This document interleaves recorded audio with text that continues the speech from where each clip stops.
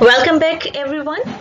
Now, we are going to continue with the topic on aldehyde and ketone from the last session, where we discussed about the properties of aldehyde and ketone and how we are going to name them based on their functional group. This part, we are going to be looking at how we can distinguish an aldehyde from a ketone. So to do this, we are going to discuss a couple of chemical tests, and you are also going to see how this test can be carried out in a laboratory, which will help us to distinguish between an aldehyde and a ketone. Now, the basis of the reaction of aldehyde and ketone depends on three important facts. First of all, we must understand that both aldehyde and ketone contain a carbonyl group. However, it is only the aldehyde which is going to take part in the oxidation reaction, not the ketone. And the reason why aldehydes are far more reactive than ketones are, number one, the carbonyl group of the aldehyde is more polarized than in ketones. So what basically it means is this here. Now if I compare this structure, if this particular R group is alkyl group, then that alkyl group will make this compound a ketone. So if this is an alkyl group, then the electrons will not be that strongly attracted to oxygen, because the alkyl group and the oxygen will both try to get the shared pair of electrons more strongly towards itself. Okay, now if the R group is a hydrogen, then oxygen will be easily able to attract all the electrons towards itself, because hydrogen is least electronegative. Therefore, if R is hydrogen, which means if this is an aldehyde, then oxygen is going to get a more slight negative charge compared to carbon. But if R is the alkyl group, like in a ketone, then the slight negative charge on that oxygen will not be too polar. Okay? The second reason why aldehydes are far more reactive than ketone is this. Because if you look at an aldehyde and a ketone structure, let's look at this diagram here. So you have an aldehyde where the H is here. This is the H. Now you can see the reaction will take part in the carbonyl group. This is the part where the reaction is going to come. The reactant is going to come and attach itself here.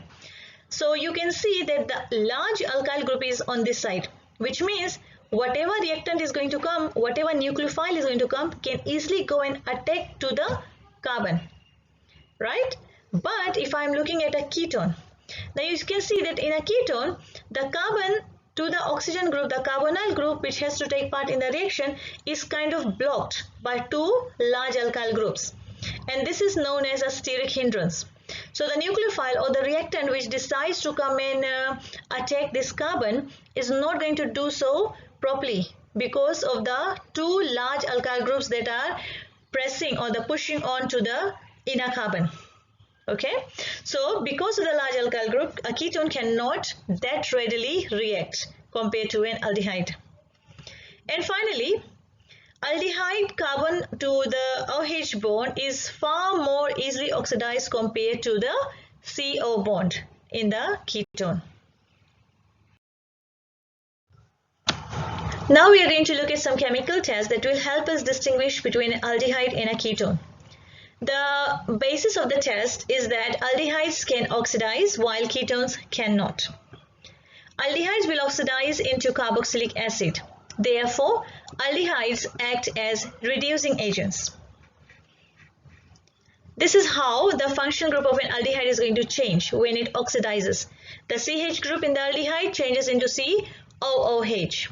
And then when you look at the structure, you can see the C double bond OH group of the aldehyde oxidizing to give a C double bond OH group in the carboxylic group.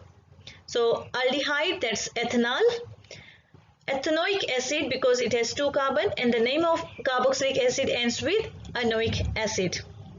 So this is how aldehydes oxidize themselves whenever they are in the presence of an oxidizing agent. Okay, and just to let you know again, aldehydes are getting oxidized, therefore they're acting as reducing agents. The The first chemical test we are going to be looking at is this here, using acidified potassium dichromate solution. Acidified potassium dichromate is an oxidizing agent. When you are adding this to a ketone, there is not going to be any color change. But if this acidified potassium dichromate is added to an aldehyde, there will be a color change from orange to green. And the reason why the orange to green color change is happening is because the dichromate, which is an oxidizing agent, is reducing itself to chromic ions, as you can see in the reaction below. So the dichromate ion changing into chromic ion, which is Cr3+, and from the method we learned in our topic on oxidation reduction, you can balance this particular equation. So dichromate ion, that's the formula Cr2O72-, which is orange in color, changing into chromic ion, which is green in color. And when you look at the reaction of the aldehyde, you can see how the reaction is written. This is the aldehyde. The R can be any alkyl group, can be any number of carbon atoms. So this is the aldehyde. In the presence of the oxidizing agent, the aldehyde is changing into carboxylic acid. So if you're wondering how did we get this equation, basically you need to balance the aldehyde to a carboxylic acid half equation first. Then you combine that half equation to this half equation up here. Add the two equations, making sure the electrons are cancelled out, and you will have your overall reaction of the oxidation and reduction process. The next chemical test that we will be looking at is using acidified potassium permanganate solution. If you add it to a ketone, there will be no color change. But if you add that to an aldehyde, the color change will be from purple to colorless. Potassium permanganate ions are reducing themselves to manganese ions, which is why they are acting as oxidizing agents. So this is the reaction that occurs, or half equation for the reduction of permanganate ion to manganese ion. MnO4- is a permanganate ion, which is purple in color, reducing to manganese ion, which is colorless. And when you combine this with the aldehyde, this is what you get. Aldehyde oxidizing to carboxylic acid in the presence of potassium permanganate. So when you are required to write the oxidation reaction of aldehyde, you just have to write the aldehyde formula. Over the arrow, you write the oxidizing agent. Sulfuric acid is written here because it is acidified medium. Whenever you use an oxidizing agent like potassium dichromate or potassium permanganate, you must always add a few drops of acid so that the H+ can be brought forward. Let's watch a short video on the experimental procedure for the oxidation of aldehyde in ketone, which will help us distinguish the two chemicals from each other.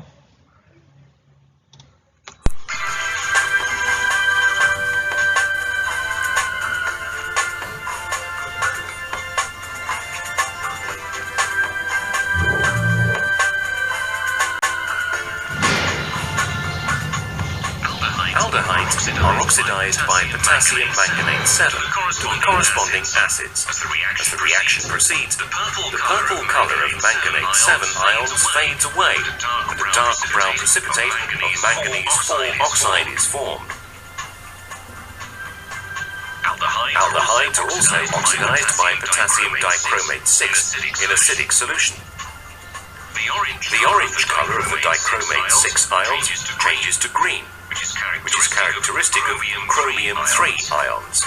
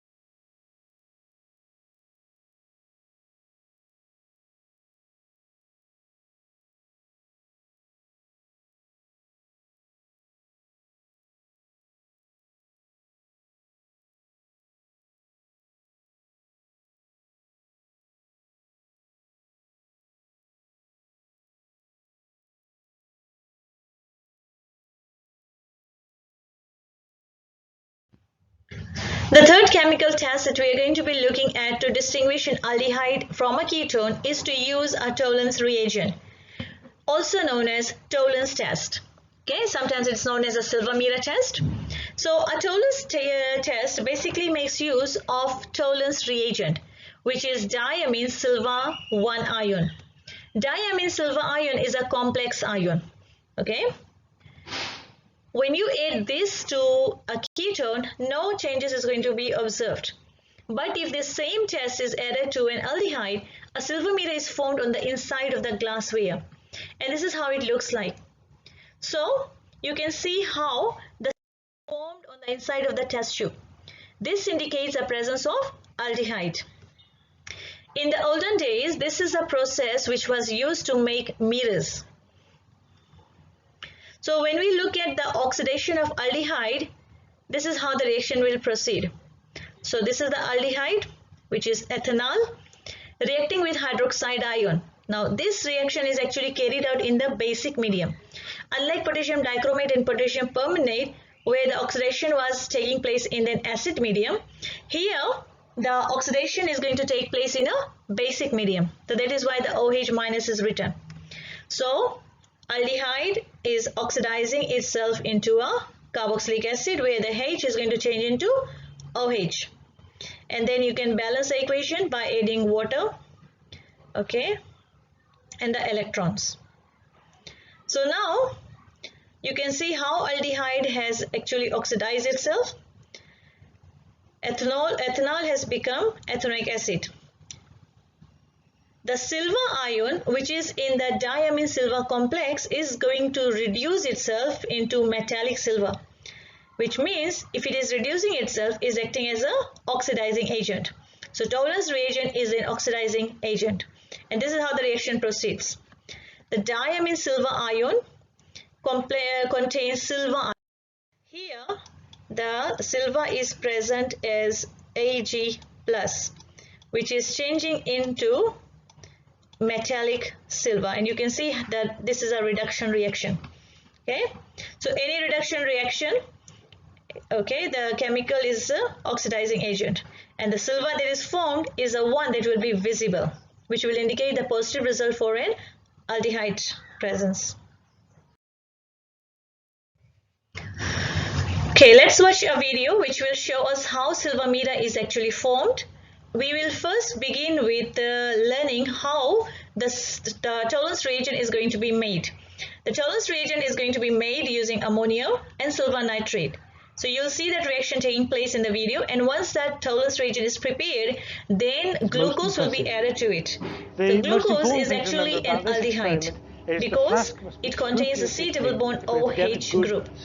An aldehyde, don't forget, is a reducing chemical. It is undergoing oxidation, so it's a reducing agent. Every time you come across glucose, make sure you understand that it's a reducing agent.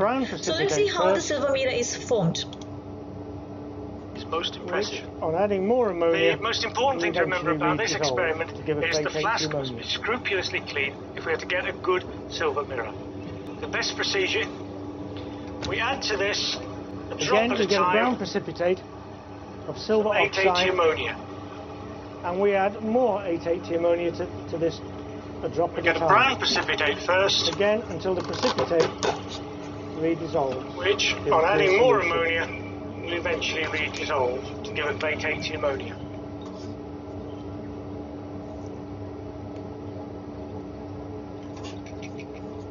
Again, we get a brown precipitate of silver oxide, and we add more 880 ammonia to this, a drop at a time. And add to it again until the precipitate redissolves of 0.25 moles per cubic decimeter glucose solution. Glucose is a reducing sugar and will reduce the silver ions to metallic silver. Into the flask we're going to start silver. To go brown or grey, and at this point it's important to keep moving the solution around the flask so that the whole of the inside of the flask 12 cubic centimeters of 0.25 moles per cubic decimeter glucose solution. Glucose is a reducing sugar and will reduce the silver over a period ions of a couple of minutes to metallic silver. The solution will start to go brown or grey, and at this point it's important to keep moving the solution around the flask so that the whole of the inside of the flask is constantly being wetted. Stress it's vital to keep the solution moving around so that the whole of the inside of the flask over a period of a couple of minutes is exposed to the silvering solution. A silver mirror will begin to form. The chemistry of this process was actually used in the past to form the silver coating on mirrors, looking glasses. Stress it's vital to keep the solution moving around so that the whole of the inside of the flask. When you finish this demonstration, is exposed to the silvering solution. The chemistry of this process was actually used in the past to form the silver coating on mirrors, looking glasses.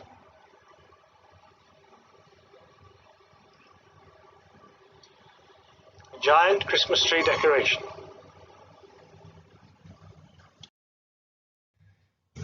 The fourth and the last chemical test that will help us distinguish an aldehyde from a ketone is to use Benedicts or Furling solution. Now Benedicts or Furling solution are blue in color, which means they contain copper ions. And again, they are oxidizing agents, which means they are going to oxidize the aldehyde into carboxylic acid. So with ketone, no reaction is going to happen. But if you add the solutions to an aldehyde, there will be a formation of a reddish brown precipitate of copper 2 oxide or cuprous oxide. This is how the oxidation reaction of aldehyde is carried out. So aldehyde oxidizing into ethanoic acid or carboxylic acid. This is a reaction that takes place for the reduction of the Benedicts or the Furling solution. So Benedict solution or Furling solution, remember they contain Cu2 plus mixed in hydroxide ion. So copper ion mixed in hydroxide ion, they are part of the Benedict solution and they change into cuprous oxide, which is Cu2O. Copper ion blue solution, cuprous oxide is a reddish brown precipitate, and that is an indication of a positive result for the presence of aldehyde. Let's watch the video as to how Furling's and Benedict solution can be used to distinguish between an aldehyde and ketone. After watching this video, students, you should be in a better position to understand the chemical differences between aldehyde and ketone.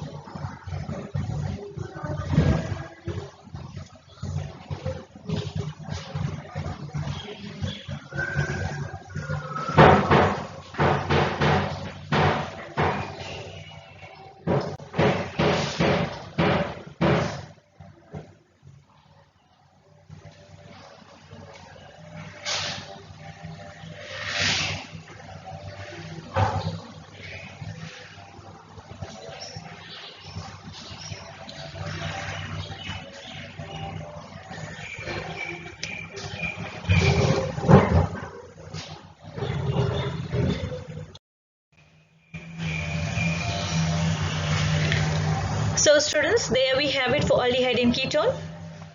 You have learned a lot about aldehyde and ketone throughout the 2 sessions. I hope that you have understood all that we have discussed in our Strand 4.2 up till now.